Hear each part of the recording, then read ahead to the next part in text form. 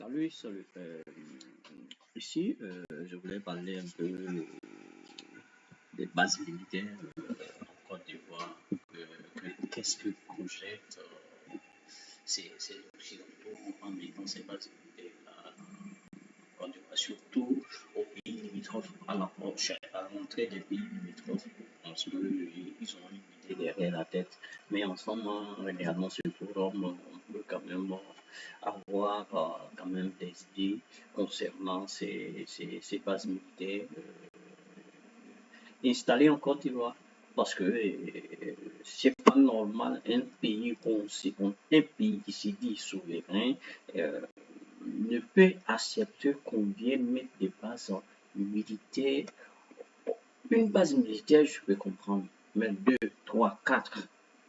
C'est exagéré. Ce pays-là n'est pas en guerre pour dire qu'il faut quand même le soutien extérieur pour que ce pays puisse se défendre, ainsi de suite. Mais ce n'est pas le cas. C'est pas le cas. Même les pays limitrophes ne sont pas en guerre pour dire que ouais, cela va pouvoir les aider à pouvoir soutenir ces pays-là. Écoutez, où on va? Ok, bon, je vais vous faire écouter la vidéo, voir la vidéo, pardon, et ensuite on pourra causer calmement, comme on dit chez nous ivoiriens. Ok?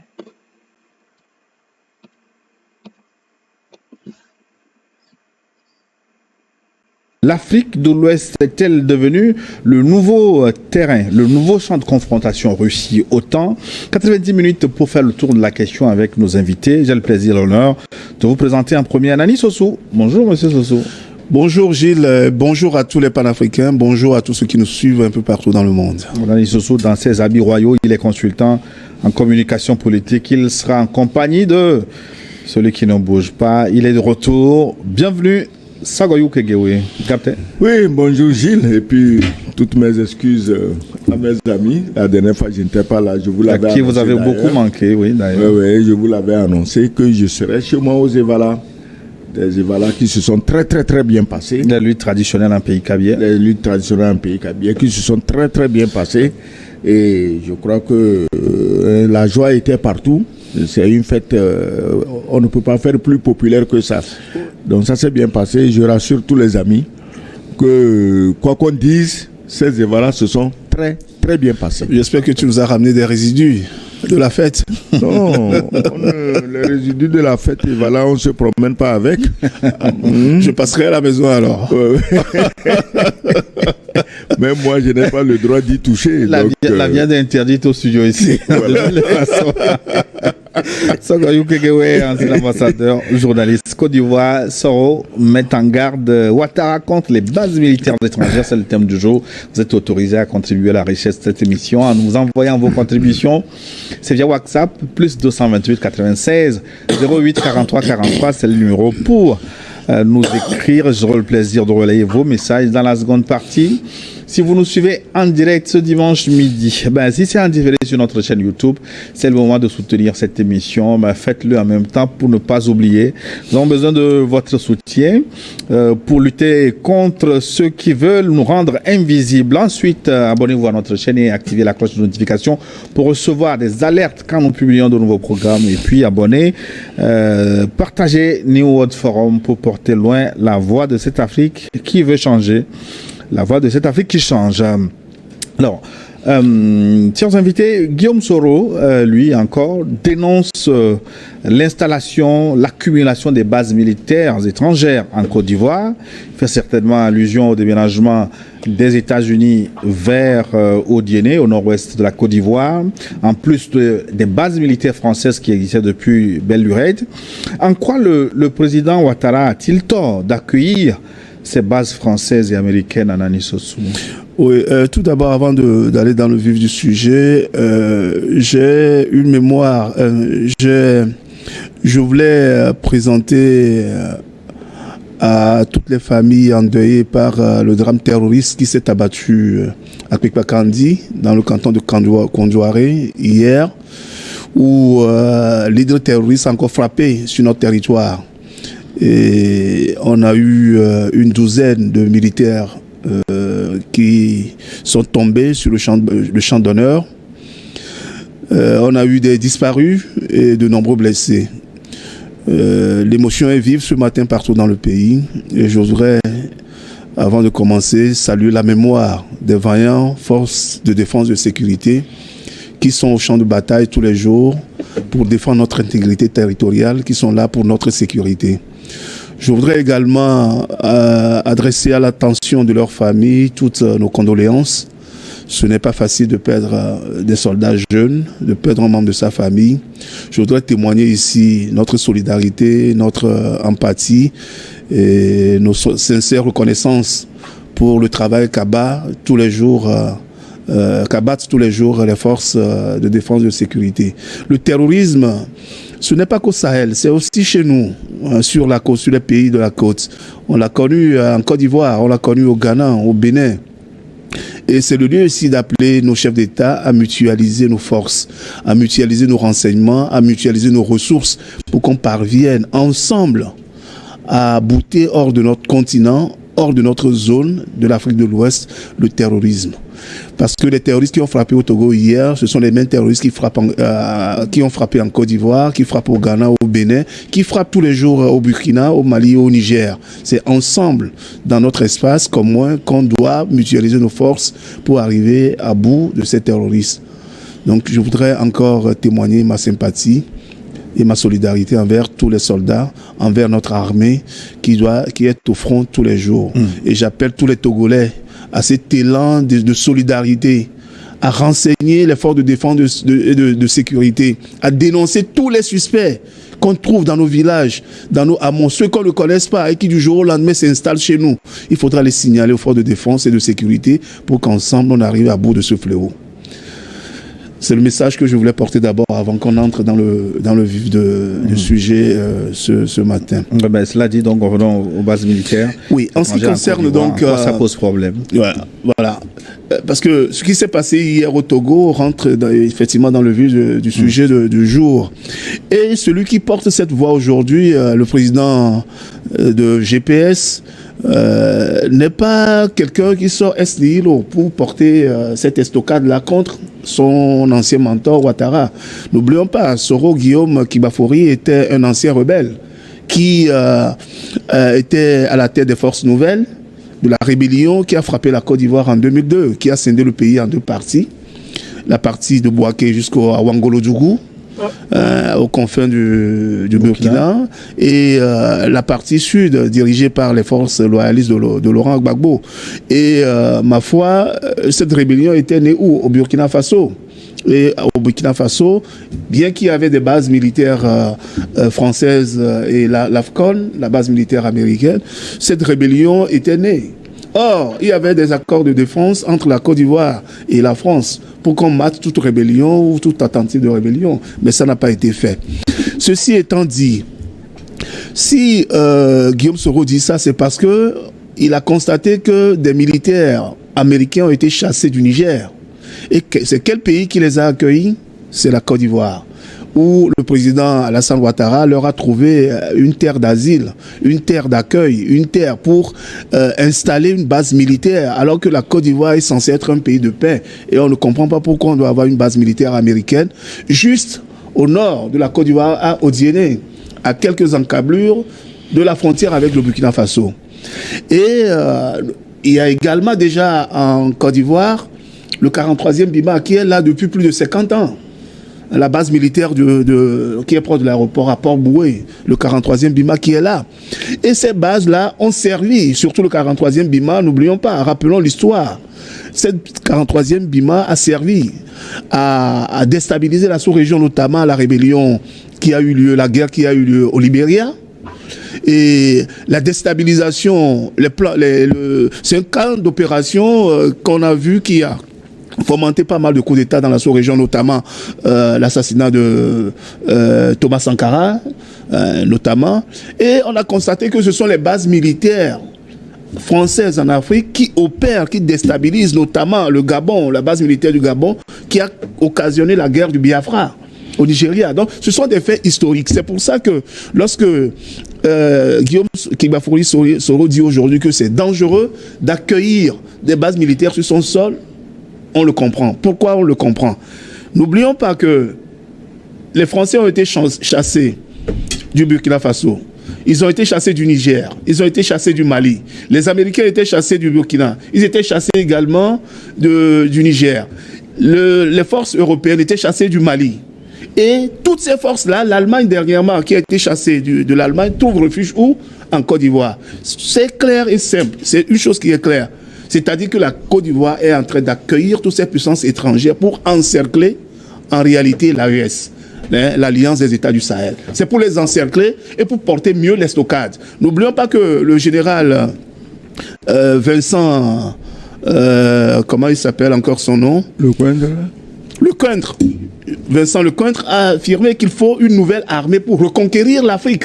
Et lorsque on constate aujourd'hui qu'il y a des bases militaires étrangères, des impérialistes qui ont été chassés des pays de l'Alliance du Sahel et qui se retrouvent subitement, comme ça, eux tous, l'Allemagne, la France, les États-Unis, eux tous se retrouvent où? Au nord de la Côte d'Ivoire, et nous savons que le nord de la Côte d'Ivoire fait frontière avec le Mali et fait frontière avec le Burkina. On comprend aisément que toutes ces puissances-là qui ont été chassées viennent se repositionner en fait au nord de la Côte d'Ivoire pour pouvoir monter des opérations de déstabilisation. N'est-ce pas un raccourci très dangereux? Ce n'est pas un raccourci. Ce n'est pas simple.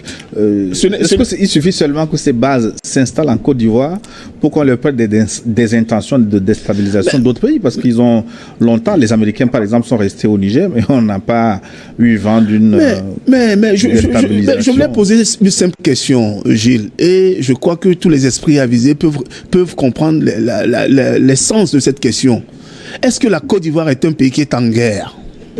Est-ce qu'elle est en guerre elle-même? Est-ce que la Côte d'Ivoire est un pays en guerre contre un ennemi de la sous-région? On n'a pas dit que les bases militaires sont là pour faire la guerre. Mais les bases militaires servent à quoi, Gilles?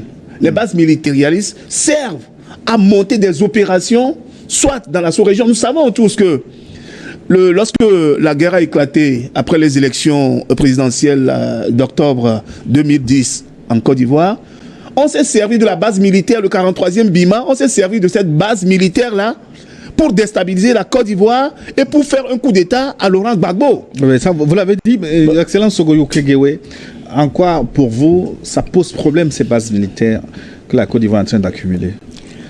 Et je vais en prendre les autres. D'abord, pour revenir sur ce que mon frère a dit concernant l'attaque terroriste, nos malheurs à nous, nous devons nous focaliser davantage sur ce qui se passe chez nous pour donner du courage à ceux qui s'exposent pour nous défendre.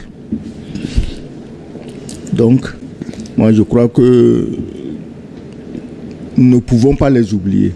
Nous ne pouvons pas ne pas les féliciter, les encourager. Nous ne pouvons pas envoyer un baume au cœur de leur famille, de leurs ayants droit, pour qu'ils sachent que ce sacrifice est valable pour nous tous. Concernant les bases militaires, a priori, un pays souverain peut accueillir une base militaire chez lui, une ou deux ou trois. Bon, s'il veut bunkériser tout son pays, bon, un pays souverain peut le faire. Avant, les gens demandaient des bases chez eux pour protéger leur territoire. Parce qu'une base militaire, ce n'est pas une mission religieuse. On vient, on construit une église ou une mosquée, on met un dispensaire, on met une école. Ce n'est pas la base militaire. Et l'église ou la mosquée, l'école et le dispensaire, les populations du pays y vont. Alors qu'ici, une base militaire, c'est autant de superficies soustraites à la disposition des populations du pays. Maintenant, ce qui se passe, tout le monde a eu les preuves que même si c'est contre le terrorisme, les bases militaires occidentales sont complètement nulles. Elles ne servent à rien, elles ne valent à rien, et tout pays qui leur fait appel aura toujours droit à des doses de terroristes plus élevées. Ce n'est pas de la calomnie, puisque nous l'avons vu au Mali. Plus il y avait de bases militaires étrangères, plus les terroristes avaient de la force. Jusqu'à ce que les soldats maliens soient interdits de combattre les terroristes. On l'a vu au Burkina, on l'a vu au Niger. Donc, mais on ne l'a pas vu en Côte d'Ivoire, qui justement accueillait une base. Oui, mais si nous les Noirs, notre cerveau, je le dis toujours, n'était pas plus noir que notre peau, on n'attendrait pas que ça arrive en Côte d'Ivoire. Mais on l'a vu en Côte d'Ivoire, excuse-moi, je vais faire cette parenthèse. En 2002, lorsque les forces loyalistes de Laurent Gbagbo voulaient foncer sur Bouaké, mais le 43e Bima, les forces militaires françaises se sont interposées pour que les forces loyalistes n'aillent pas. Laisse-moi finir mon raisonnement. Donc, si aujourd'hui la Côte d'Ivoire accueillait des bases militaires, à supposer que ces bases militaires servent à quelque chose contre les terroristes, nous n'aurions rien à dire. C'est une décision souveraine.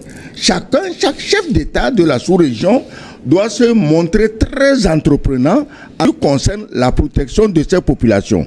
Or, le cas de la Côte d'Ivoire, les troupes étrangères ne viennent pas pour protéger la Côte d'Ivoire. Donc, ce n'est pas un hasard. Si on a placé ces troupes étrangères à la frontière des pays que la Côte d'Ivoire, pour je ne sais quelle raison, prend pour des ennemis. Le Niger, le Burkina, le Mali n'ont jamais dit qu'ils étaient ennemis de la Côte d'Ivoire. Mais la Côte d'Ivoire installe des bases militaires étrangères aux frontières de ces pays en vue de les agresser. Vue de les agresser, moi c'est ça qui m'intéresse. Oui, quelle est la preuve que vous avez? La preuve que nous avons, on ne devait même pas chercher de preuves parce qu'il y a des antécédents.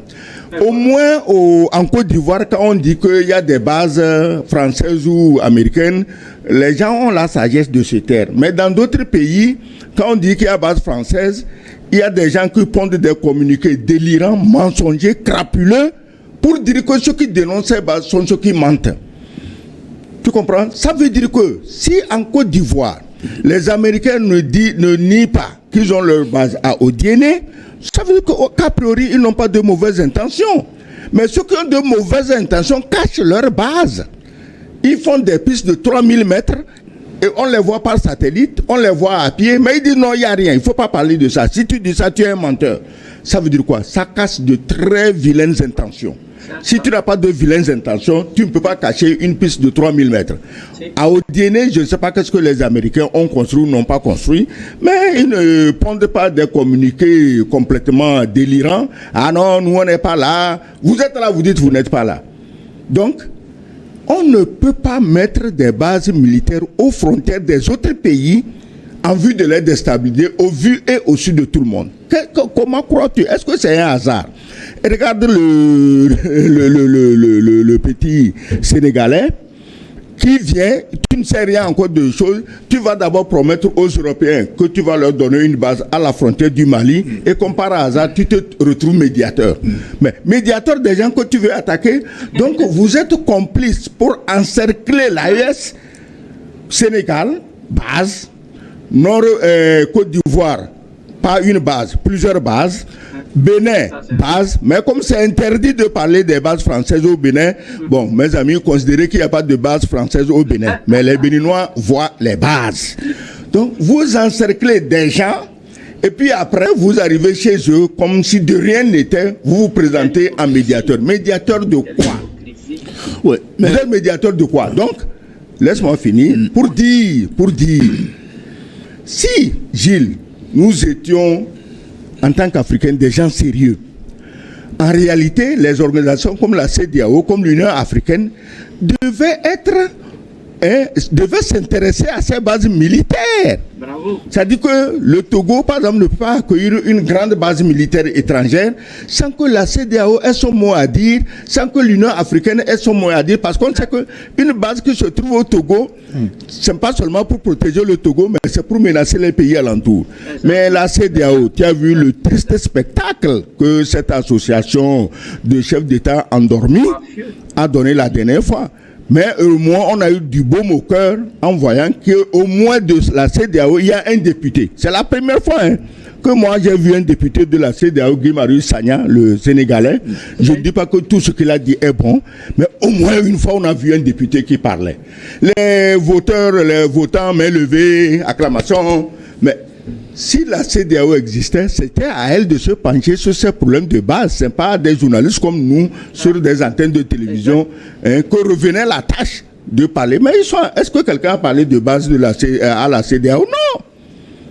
Parce que chacun dit, ça ne me concerne pas, je ne veux pas déplaire à Macron, je ne veux pas déplaire aux Américains et vos populations. Parce que toute base militaire dans un pays est un piège pour les populations de ces pays à long terme.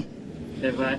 Aujourd'hui, la Côte d'Ivoire a le beau rôle. Bon, on va emmerder les gens du Sahel, mais ces bases, un jour, deviendront des sources de nuisances pour les Ivoiriens. Je crois que quelqu'un l'a déjà dit, et c'est le capitaine Traoré qui l'a déjà dit. C'est incroyable ce capitaine, ce jeune capitaine. Il n'a pas fait Harvard, il se revendique d'aucune de la Sorbonne, du MIT, de Yale, rien. Mais il réfléchit à la vitesse de la lumière. Il a dit, un jour là, ça aussi c'est un danger pour vous-même. Est-ce que les Africains ont besoin de quelqu'un pour leur dire ça? Vous faites un sommet de la CEDEAO, la moitié des présents c'est des Blancs. Vous voyez un farceur qui est secrétaire machin de la CEDEAO, tu l'appelles comment, le Gambien là, tu vois la Victoria Nuland qui lui parle avec le doigt dans l'œil et puis il est courbé en deux. Le président de la commission. Après avoir craché des venins du genre, on va demander visa aux autres Africains. Mais la Mauritanie est sortie de la CEDEAO. Personne n'a jamais demandé de visa à un Mauritanien pour venir dans l'espace de la CEDEAO. Parce qu'eux, ils sont blancs, arabes. Mais comme c'est des noirs, le propre du noir, c'est de torturer les autres noirs. Donc, ce secrétaire, laisse-moi, je termine. Ce secrétaire machin de la CEDEAO, il préside une réunion de la CEDEAO où les 2/3 sont des blancs. Est-ce que lui, on l'a jamais invité à une réunion du G7, du G20, de l'Union européenne? Parce qu'un nègre comme lui, on ne peut pas l'inviter. Il était une fois aux choses, en Italie. C'était juste pour demander la tête du Niger. Il faut attaquer le Niger. Toi, tu es le seul pays au monde qui est encastré dans un autre pays. C'est-à-dire que toi, ta limite là, tes histoires de visa là, ça ne concerne que toi-même. Tu es encastré dans le Sénégal. Heureusement, le Sénégal est un pays de paix. Sinon, un jour, le type là, on le prend et puis on n'en parle plus. Gambie, c'est quoi? Donc, tu as le culot d'aller menacer des pays immenses comme le Niger, le Burkina, le Mali. Pour conclure, qu'est-ce que je pense des bases? Moi, je suis très heureux que Américains et Français commencent déjà à poser leurs bases. Les Sahéliens aussi ont des soutiens. Cela permettra aux Russes, aux Nord-Coréens, aux Iraniens, aux Turcs de savoir où déposer leur base au Sahel pour qu'entre garçons, ils se fassent face. Vous dénoncez les bases occidentales en Côte d'Ivoire, américains, allemands et français. Mais vous oubliez que le Sahel aussi accueille des militaires étrangers, la Russie notamment. Je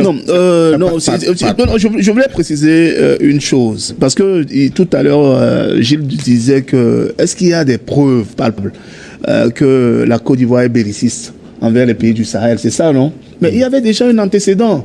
Mais vous vous souvenez, dans ce pays, que le président Alassane Ouattara, déjà à la fin d'un sommet de la CEDEAO, a dit qu'il a déjà 2 régiments complets qui allaient attaquer Niamey, qu'il y a déjà des rations pour les militaires, il y a déjà le salaire, il y a déjà tout le matériel nécessaire. Dans le cadre d'une révolution de la CEDEAO. Oui, mais comment est-ce qu'on peut comprendre que juste après, sans consulter l'Assemblée nationale de son pays, parce que je crois savoir que la Constitution, à moins que je me trompe, la Constitution de la Côte d'Ivoire dit que pour que le pays entre en guerre contre un autre pays, l'Assemblée nationale doit légiférer là-dessus. Comment est-ce possible que, sans même avertir l'Assemblée nationale, au sorti du réunion de la CEDEAO, mais le président Ouattara dit déjà que lui, il est prêt militairement, de manière logistique, l'argent et tout est déjà prêt pour attaquer. Il comptait sur quoi?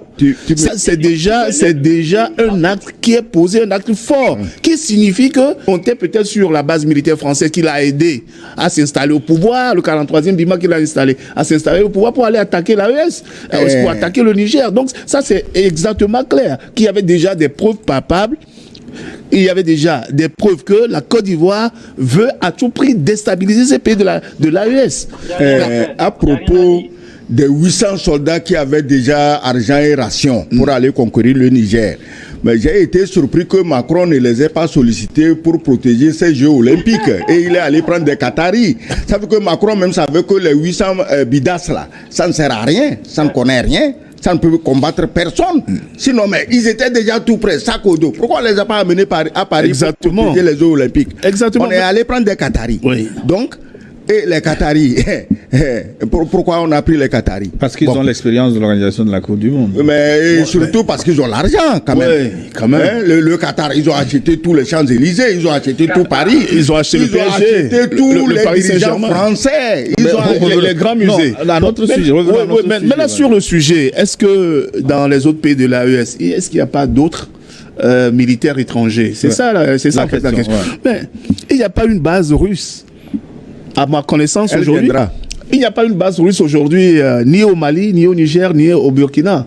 Le Mali, le Niger et le Burkina ont sollicité l'appui et l'aide des militaires russes. Pourquoi? Pour leur fournir de la matière, du matériel, que les Occidentaux ont refusé de fournir, de vendre à ces pays-là. On a dit non, à ces pays-là, on ne va pas vendre des armes létales. Or, ce sont des armes létales que les terroristes utilisent pour aller tuer femmes, enfants, vieillards, femmes enceintes, les éventrer dans les villages. Et les gars se sont dit, mais non, on va se tourner vers d'autres puissances, notamment la Turquie, la Chine et la Russie. Ils ont sollicité leur expertise en les payant. On leur a fourgué des armes, on leur a fourgué du matériel d'écoute, et on leur a fourgué maintenant ce que les Occidentaux dénonçaient sous le vocable de Wagner.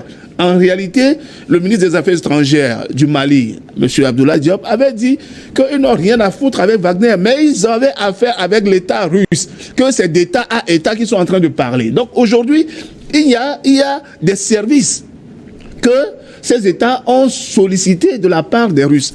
N'oubliez pas que lors de la guerre en Irak, mais les Américains ont sollicité des services des Black, je ne sais même plus comment on les appelle. Black Panthers. Non, des mercenaires américains qui sont partis combattre en leur nom en Irak.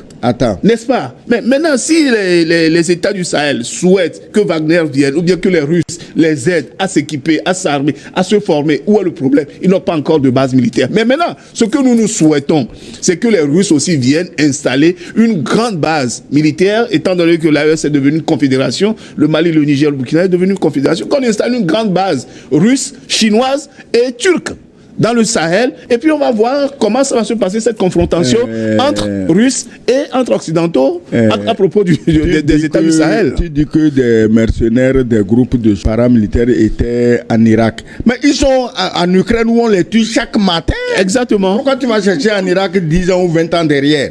Ils sont en Ukraine. Américains, Français, Anglais, ils sont en Ukraine. Et les Russes se font un malin plaisir à les tuer tous les jours. Ils savent qu'ils n'auront même pas le courage d'annoncer qu'on a tué leurs hommes. Est-ce que tu t'imagines? Ben ouais. On a tué même des soldats des soldats français. Non, les SAS, les Anglais, c'est des vrais soldats ceux-là. C'est pas les petits rigolos français. Comme de Cointre, non. Je parle de SAS, c'est de vrais soldats. Mais on en a tué plein. Les Russes en ont tué plein, mais personne n'a osé le dire, puisque officiellement ils ne sont pas là. Donc, laissons ça de côté. Je dis, c'est simple. Le Sénégalais vient à peine d'arriver. Il déclare la guerre aux Sahéliens en faisant ou en disant qu'il va faire construire une base contre eux à la frontière du Mali. Et c'est lui maintenant qui est le médiateur. Moi, si je suis dans ces pays, tu es médiateur, ton avion ne se posera jamais chez moi tant que tu n'as pas renoncé à ton histoire de base à ma frontière. C'est simple comme bonjour. Il faut arrêter les hypocrisies. Maintenant, le Sénégalais, base. Côte d'Ivoire, toute une chaîne de base. Bénin, base. Je dis, c'est bien, il n'y a pas de problème. C'est eux qui ont mis les premières bases. Cela permettra aux autres de savoir où mettre leur base pour leur faire face.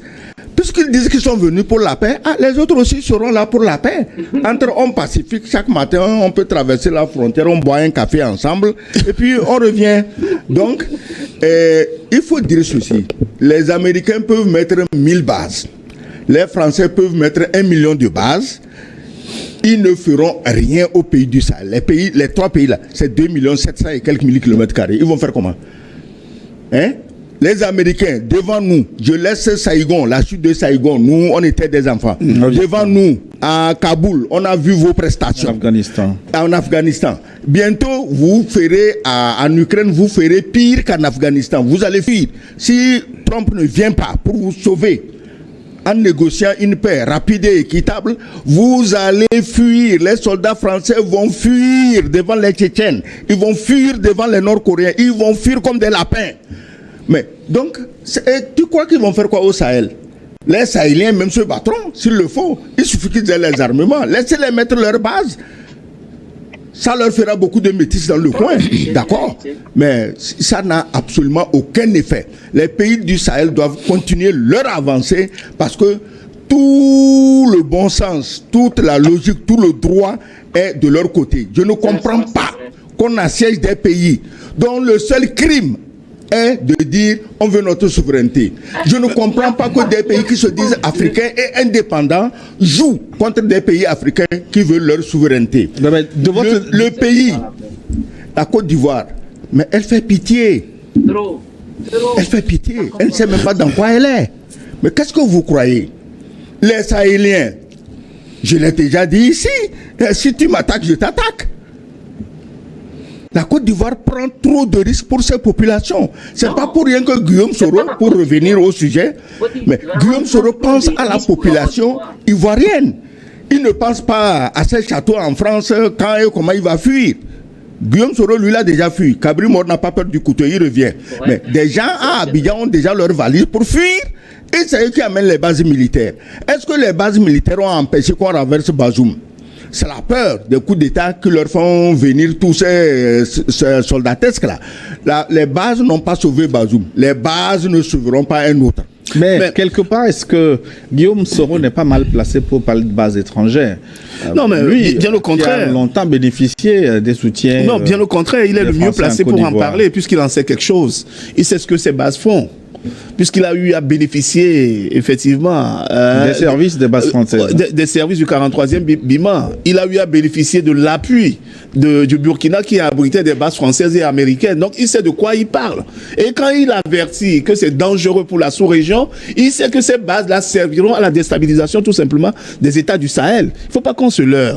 Mais maintenant, si, par exemple, des pays occidentaux se sont implantés par forcing chez nous, on n'a pas demandé. Est-ce qu'un pays africain a déjà demandé une base militaire lorsque ça a été implanté au lendemain de nos indépendances? Ce sont des accords coloniaux qui ont été... Ce sont des accords coloniaux qui ont permis que ces bases militaires-là soient là. Mais ce ne sont pas les pays qui ont demandé. Ce sont les Français qui se sont imposés, que ce soit au Gabon, à Djibouti, en Côte d'Ivoire, au Sénégal et partout ailleurs. Ils se sont imposés. Et ils ont mis leurs bases militaires, je l'ai expliqué tout à l'heure là, pour pouvoir dominer tous les pays qui sont sous leur domination. C'est ça en réalité le problème. Et maintenant, si par exemple le Mali, le Niger et le Burkina choisissent aujourd'hui d'avoir des bases militaires ou bien d'avoir des soutiens des pays comme la Turquie, la Chine, qu'est-ce que ça peut bien faire à ces Occidentaux? Ils se sont installés. Il y a la MINUSMA qui était installée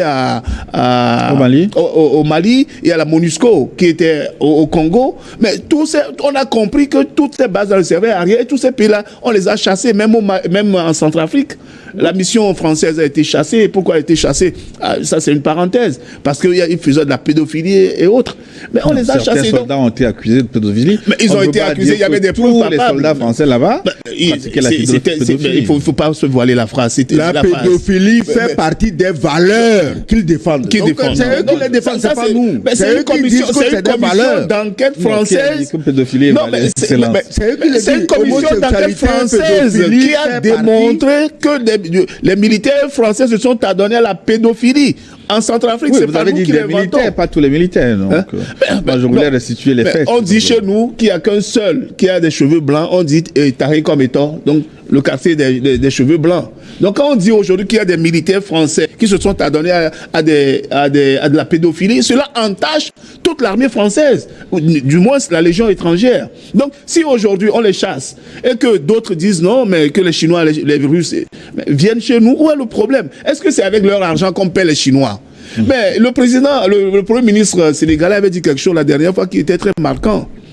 Mais il avait dit, pendant qu'on leur évitait d'aller au nord du pays. Pendant ce temps, il y avait de l'or qui sont extraits abondamment de leur sous-sol et ils ne savaient pas où partait. Vous parlez du Premier ministre malien. Le Premier ministre malien. Malien ne savait pas où était parti ce temps. Et qu'il y a des pays qui n'ont pas de minerais, ils n'ont pas d'or sous leur sous-sol, mais qui ont des quantités, des milliers de tonnes d'or. Donc, cela veut dire que si ces États-là ne veulent pas quitter le Sahel, c'est parce que c'est la poule aux œufs d'or, le Sahel. Tout le Sahel, là, c'est une poule aux œufs d'or. Et ils ont installé leur base à quelques mètres à vol d'oiseau des frontières de ces pays. C'est pour les encercler et c'est pour mieux encore les reconquérir, comme a dit le général Lecointre. Mais ça ne se passera pas comme ça. De votre développement, moi je crains une confrontation Russie-OTAN en Afrique de l'Ouest.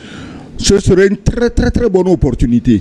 Comme ça, on va nous débarrasser de ces gens-là une bonne fois pour toutes. Ils vont faire quoi à la Russie? Rien. À la Chine. Ils n'ont qu'à faire à la Chine. Rien. À la Turquie. Rien. À l'Iran. Rien. Non, c'est à la Corée du Nord, Turquie, de Russie, mais le champ de bataille, ce sera l'Afrique de l'Ouest. Oui. Il y aura forcément. Et c'est ça le prix de l'indépendance que nous devons payer. C'est cette bataille-là qui va nous donner l'indépendance. Parce qu'on ne peut pas dire qu'on a donné l'indépendance à des pays et on les infeste de bases militaires. Parce que ça s'est passé en Syrie, on a vu les Anglais, des dégâts qu'il y a eu en Syrie. Oui, mais on sait, mais qu'est-ce que tu veux? Les Anglais ont colonisé des pays en Afrique. Combien de bases militaires anglaises y a-t-il au Nigeria, en Sierra Leone, au Ghana, au Libéria? Combien de bases françaises ou anglaises il y a là-bas? Zéro. Les Espagnols, combien de bases militaires espagnoles il y a en Guinée équatoriale? Il y a en Guinée-Bissau? Rien. Les Portugais. En Angola. En Angola. Combien de bases militaires ils ont là-bas? Rien. La France est le seul pays qui, quand il te donne l'indépendance, t'amène un militaire qui se tient derrière toi avec la baïonnette et il dit que tu es indépendant et tu marches à la chose. Il y a tout de même des bases américaines en Allemagne, au Japon. C'est la suite d'une guerre. Les conséquences de la Deuxième Guerre mondiale. La preuve même, non seulement la suite d'une guerre, les Français ont refusé la base. Les bases, c'est De Gaulle. Et il a raison. De Gaulle avait raison. Parce que les Américains ont débarqué en Normandie avec l'intention de faire de la France une colonie. Ils sont venus même avec la monnaie qu'ils voulaient imposer à la France. Et c'est les mêmes conneries que la France, elle autre, est venue nous imposer parce qu'elle estime que les Noirs sont des sous-hommes. Voilà, ce que les nazis leur ont fait, ce que les Américains voulaient leur faire, eux ils sont venus nous appliquer ça ici. Et puis personne ne dit rien. Il y a des gens qui vous disent, j'ai travaillé à la Banque mondiale, j'ai étudié à l'université ici, et ils te disent que le CFA est une bonne affaire. Mais mes amis, si le CFA est une bonne affaire, tes CFA là, garde-les dans ton pays. Pourquoi tu les envoies convertis en dollars et en euros à l'étranger? Il faut pas prendre les gens pour des idiots. Si le CFA était une bonne affaire, on sait que les CFA, tu en as des milliards, garde-les en CFA. Donc, je vous dis ceci. C'est une lutte d'indépendance. Nous payerons très cher. Il ne faut plus qu'on croie que les indépendances cadeaux. Non. Je vous ai dit ici comment le Vietnam s'est battu. Je vous ai dit ici comment les Chinois se sont battus. Je vous ai dit ici comment les autres pays se sont battus. Les Éthiopiens. Mais nous, on ne peut pas rester là, on ne veut pas se battre et puis on veut l'indépendance. Non. C'est pas possible, il faut se battre. Donc, si dans le Sahel, un jour, comment on dit, Russes et OTAN se font face, mais tant mieux, on verra qui aura le dernier mot. Si le temps arrive à battre les Russes et s'installe, bon, après un vainqueur est un vainqueur. Hein. Quand les Américains ont gagné la Deuxième Guerre mondiale du côté des Allemands, au fait, c'est les Russes qui ont gagné la guerre. Hein. Bien sûr. La Deuxième Guerre mondiale, c'est les Russes. Hein. C'est le travail des Russes sur le front Est qui a permis le débarquement de Normandie. Personne ne le dit. Aujourd'hui, en fait, on ramasse un drogué PD à Kiev, on amène, et le vrai combattant, ça dit que la Russie et de Poutine, on ne les invite pas. Tu vois jusqu'où peut aller le non-sens, l'ingratitude de ces pays-là. Les Russes étaient les premiers à venir à Berlin. C'est les Russes qui ont libéré l'Allemagne des nazis. C'est les Russes, ce n'est pas les Français, ce n'est pas les Américains. Alors, donc, si un jour, ils doivent en découdre dans le Sahel, peut-être nous serons déjà morts. Mais ce sera salutaire pour nous tous. Mais il faudra quand même que nous ignorons le fait de dire que ça va déstabiliser la sous-région, on va mourir, le pays seront ceci. Non, il faut qu'on se batte. Mais regardez un pays comme les Émirats Arabes Unis qui était une colonie anglaise, qui a eu son indépendance en 1971. Vous imaginez que ce pays, les Émirats Arabes Unis, qui est composé de 5 principaux émirs, oui, dont Dubaï, etc., qui ont formé une confédération. Qui sont les Émirats Arabes aujourd'hui avec le prince Sayed? Qu'est-ce qu'il a dit aux Anglais? Les Anglais voulaient persister, rester. Il leur a dit non, pas question de rester chez nous. Sinon on part en guerre contre vous. Et les Anglais ont compris, ils sont partis. Et qu'est-ce qu'il a fait? Il a commencé à planter quoi? Des arbres. Et les gens disent mais non, il y a des arbres dans plein désert que tu vas en faire. Il dit mais moi j'ai une idée derrière. De 71 à aujourd'hui, ça fait 51 ans. Vous avez vu le chemin parcouru?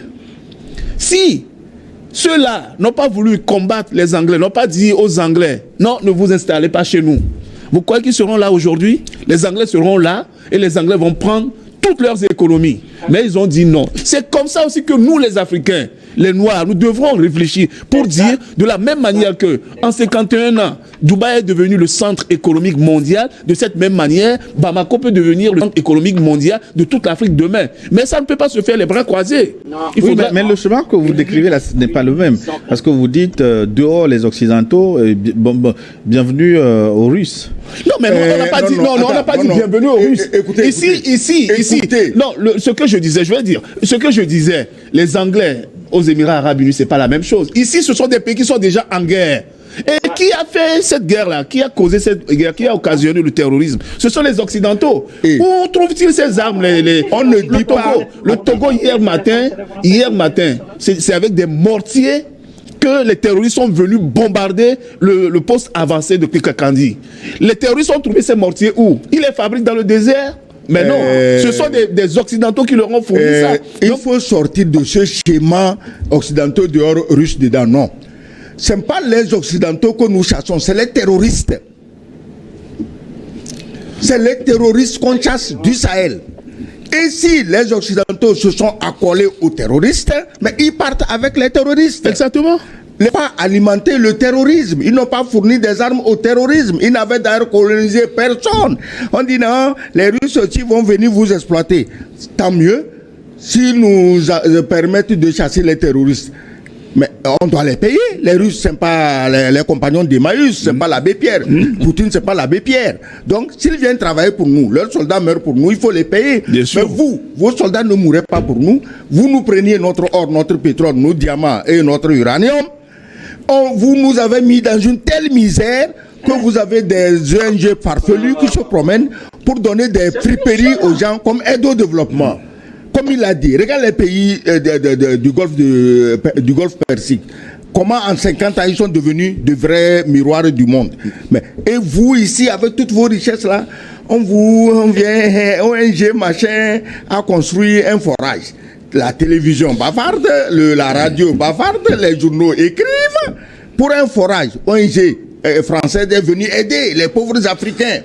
Sans dire comment l'ONG faisait le forage, c'est des tonnes d'or qui sont partis pour la France. Mais arrêtez. L'aide au développement, c'est quoi? Ce sont les bénéfices que la France tire de nos avoirs dans leur banque. Puisque quand on nous a obligés d'abord à placer 75% de nos avoirs au trésor français et puis après 50%, mais vous croyez que ça dort là-bas? Non, la France met cet argent-là dans le commerce mondial. Vous appelez ça aide, hein? Et la France met cet argent-là sur le marché mondial, à la bourse mondiale. Et elle engrange des dividendes énormes. Et ce sont ces dividendes-là qu'on prend une partie pour venir faire un forage. C'est les miettes des dividendes. On prend une petite partie, on dit ah, ça c'est l'aide au développement, ça c'est ceci, on va faire une école. Fasse une conclusion pour cette première partie, parce que là, dans quelques 5 minutes, nous allons observer une pause. Mais que faire? Est-ce que ça ne peut pas régler le problème? Mais tu vas régler avec qui? Regarde la dernière fois, je te parlais du très courageux député sénégalais, quand il a parlé. Mais tout le monde avait envie de lui sauter dessus, parce que tous ils étaient là, ils tremblent. Quand il leur a demandé même d'ailleurs l'aide que vous recevez, l'argent ça vient d'où? Mais les gens ont déjà les poches pleines. Alors quand le Guy Marius Sagna parle, il se dit mais le type là il va gagner et il va gâter notre pain. Alors maintenant, tu vas compter sur qui? CEDEAO, on ne peut pas parler. On n'a pas le droit de parler. Ils se disent démocrates. Ils disent que c'est une assemblée. C'est comme l'Assemblée nationale française. On ne peut plus parler. À part Mathilde Panot, elle s'appelle quoi? Une dame là.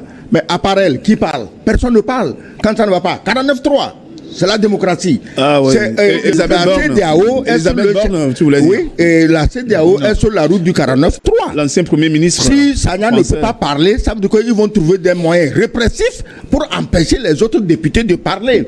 Donc il y a d'autres espoirs que nos peuples. Nos dirigeants doivent s'adresser à nos peuples, leur dire ce qui se passe en réalité, leur dire les enjeux que on doit, si on veut s'en sortir demain, si on veut que nos enfants, nos petits-enfants cessent d'être des esclaves, cessent d'aller se faire manger dans la Méditerranée. Tu n'es pas surpris qu'un pays qu'on dépose, qu'on nous dit qu'il y a un chiffre, croissance à 2 chiffres, que ce soit ces enfants qui meurent le plus dans la Méditerranée, qui sont maltraités en Tunisie comme des esclaves. Tu n'es pas surpris? C'est ça le développement? En plus, pour trouver une solution à ça, c'est simple. Au niveau de la CEDEAO, on a un comité qui s'appelle Paix et Sécurité, n'est-ce pas? Donc ça veut dire que dans la charte de la CEDEAO, on devrait parler de la sécurité. Et la CEDEAO, c'est l'espace sous-régional. Et si un pays devrait avoir une base, on devrait s'adresser à ce comité Paix et Sécurité. Donc la sécurité, paix et sécurité, là, elle a seulement après le conflit pour venir dire pourquoi il y a ceci, pourquoi il y a cela avec le général Béhanzin. Ben non. En principe, avant que les Ivoiriens, la Côte d'Ivoire, accueillent les bases allemandes, américaines, françaises sur son territoire, elle devrait normalement s'adresser à la CEDEAO. Mais la CEDEAO avait dissuadé le Sahel de recevoir les Russes. Mais pourquoi la CEDEAO dissuade le Sahel de recevoir les Russes et pendant ce temps on permet à la Côte d'Ivoire de militaires étrangers occidentaux? Il n'y a pas de CEDEAO. On devrait, par principe, la Côte d'Ivoire devrait s'adresser au comité paix et sécurité de la CEDEAO pour dire voilà, nous voulons installer une base militaire étrangère chez nous. Quelles en sont les incidences sur les autres pays de la sous-région? C'est comme ça que ça doit se passer. Et en plus, il y a encore le Parlement de la CEDEAO dans lequel on peut discuter de ce sujet-là. Vont finir par m'énerver. Les gens sont en guerre. Ils cherchent déjà pour les aider. Oui, c'est vous qui avez dit que... Ils sont en guerre. Ils vont demander la permission. Ils sont en guerre. Ils savent que la CEDEAO est de connivence avec la France pour les livrer la guerre. Le Parlement de la CEDEAO sert à quoi finalement, Gilles? Le Parlement de la CEDEAO sert à quoi? Si on ne peut pas débattre des sujets comme l'installation des bases militaires, l'installation des bases militaires étrangères dans la sous-région, si le Parlement de la CEDEAO est là, pourquoi on ne peut pas débattre de ce sujet-là? Non, je ne t'empêche pas de parler. Je ne suis pas à la CEDEAO. Non, justement, ici, chacun dit ce qu'il pense.